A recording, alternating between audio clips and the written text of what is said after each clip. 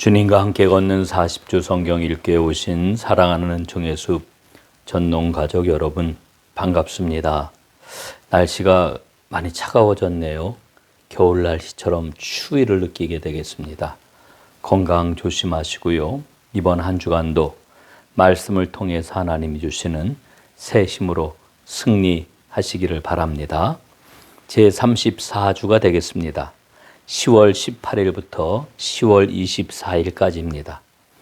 이번 주에는 바울의 3차 전도 여행과 예루살렘 여행에 대해 살펴보도록 하겠습니다. 제34주 성경 읽기 범위입니다. 사도행전 18장 23절부터 사도행전 26장까지 고린도전서, 고린도후서, 그리고 로마서가 되겠습니다.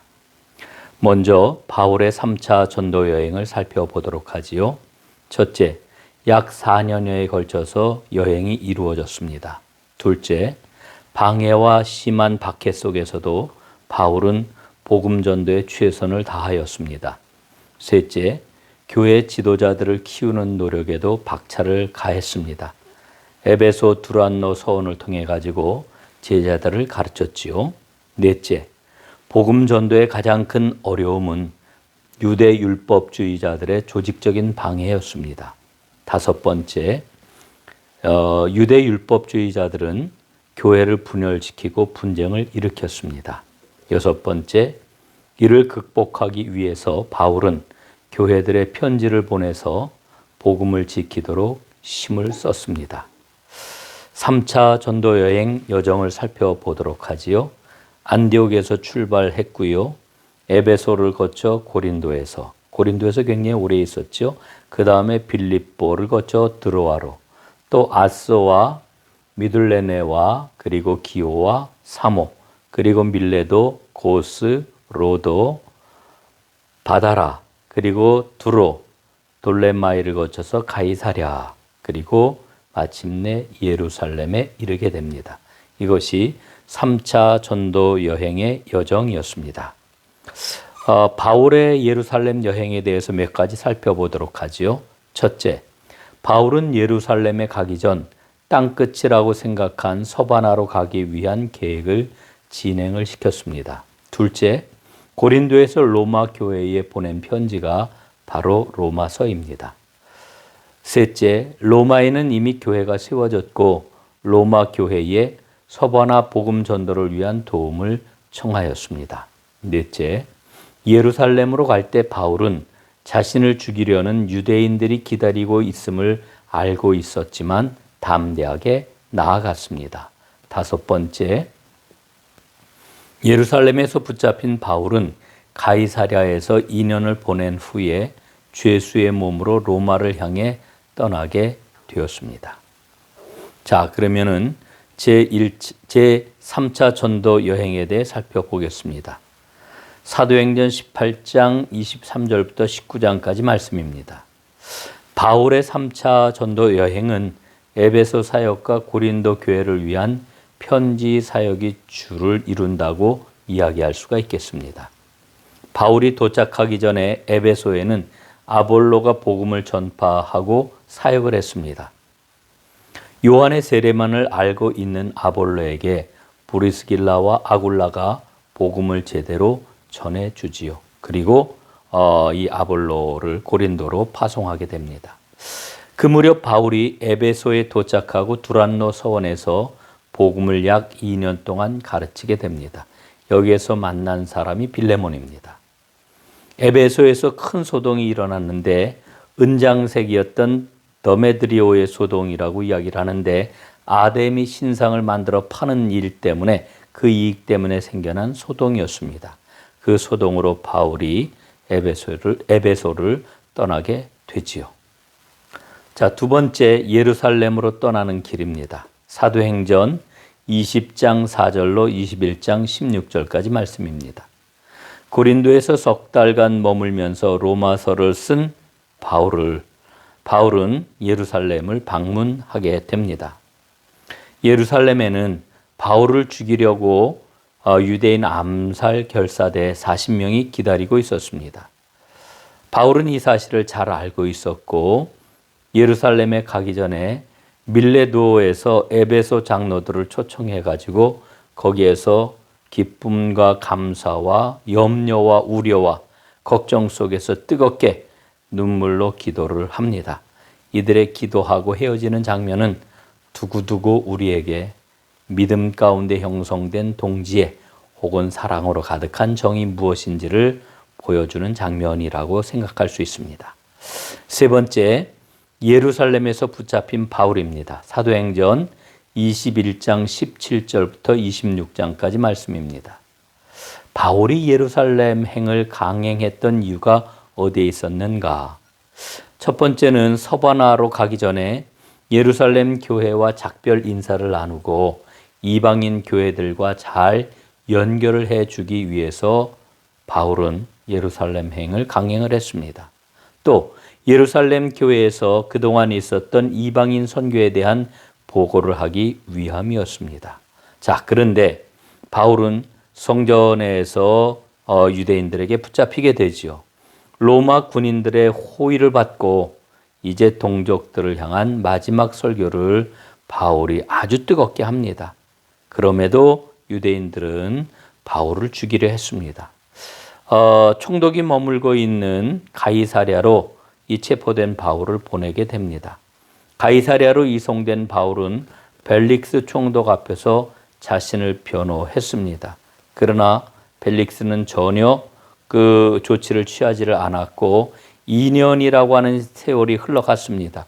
그리고 2년 후에 새로 부임한 베스토 총독은 오히려 바울을 유대인에게 넘겨주려고 하는 움직임을 보였습니다.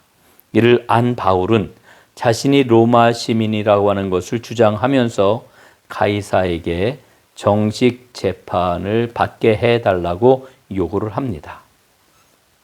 자, 네 번째, 고린도 교회에 보낸 첫 편지를 보겠습니다. 고린도전서 1장부터 16장까지 말씀입니다. 아볼로를 통해서 고린도 교회에 대한 문제를 사도 바울이 접하게 되지요. 그래서 고린도 교회를 향하여서 바울은 그리스도 안에서 하나가 되라 하는 편지를 보냅니다. 당시 고린도 교회에는 교인들이 아볼로파, 바울파, 게바파, 그리스도파 이렇게 나누어져 있었습니다. 그들을 향하여 바울은 교회의 머리 되신 분은 예수님이시고 성도들은 그 몸의 지체라고 하는 것을 분명하게 밝히고 서로 돌보아라 말씀합니다. 성령의 은사 가운데 가장 큰 은사는 사랑이라고 하는 것을 이야기하죠. 유명한 고린도전서 13장은 그래서 사랑장입니다. 예루살렘 성도들을 돕기 위한 구제 헌금에 참여할 것을 고린도전서 말미에 부탁을 합니다. 고린도전서에 실린 교훈을 몇 가지 살펴보도록 하겠습니다. 첫째, 교회 안의 분쟁에 대한 교훈. 둘째, 성과 결혼에 대한 교훈. 셋째, 소송 문제에 대한 교훈. 넷째, 우상에게 바친 음식에 관한 교훈. 다섯째, 교회 안에 있는 여인들에 대한 교훈. 여섯째, 주의 만찬에 대한 교훈. 일곱 번째, 성령의 선물에 대한 교훈. 여덟 번째, 몸의 부활에 관한 교훈. 이렇게 이야기할 수가 있겠습니다. 자, 이제 다섯 번째로 고린도 교회에 보내는 두 번째 편지, 고린도 후서입니다. 고린도후서 1장부터 13장까지 말씀입니다. 바울은 노심초사하면서 디도가 오기를 기다리다가 마침내 고린도에서 좋은 소식을 가지고 온 디도를 만나게 됩니다. 고린도 교회 때문에 바울이 염려와 근심이 많았었지만 고린도 교회가 새로워졌다라고 하는 소식에 아주 크게 감사하고 기뻐하지요.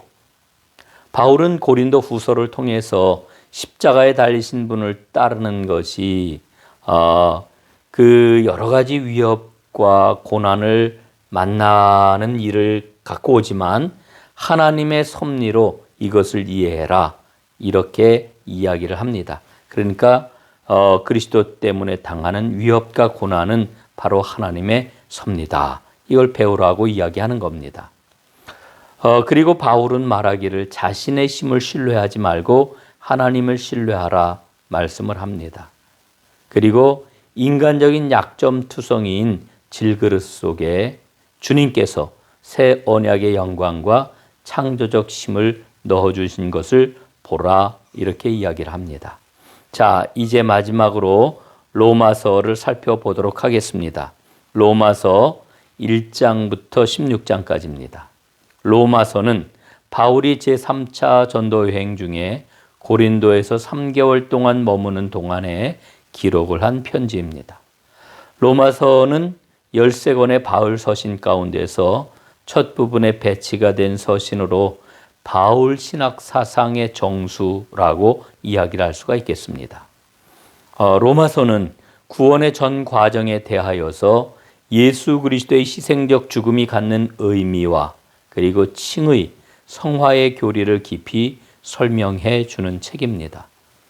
또한 로마서는 서바나 선교를 위한 바울의 로마 교회 방문을 준비하기 위해 기록되었기도 합니다. 또한 로마서는 사도의 가르침을 직접 받지 못한 로마 교회의 기독교 신앙의 교리를 체계적으로 설명해 주고 있습니다. 유대 전통에 서 있는 성도들에게 율법주의적인 신앙을 교정하기 위해서 이 편지가 쓰여졌습니다. 로마서의 특징은 무엇일까요? 로마서의 특징은 편지라기보다는 신학 논문이라고 불릴 만큼 체계적입니다. 로마서는 기독교 신앙의 가장 기본적인 죄, 구원, 은혜, 믿음, 칭의, 성화, 부활 같은 중심 교리를 다루고 있습니다.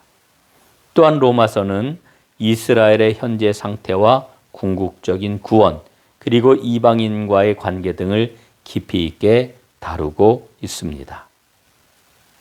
자, 이 한 주간도 하나님의 말씀이 여러분의 심령 가운데 깊이 박혀 그 말씀이 생명력 있게 운동해서 여러분의 삶이 복된 삶이 꼭 될 수 있기를 간절히 바라겠습니다. 감사합니다. 승리하세요.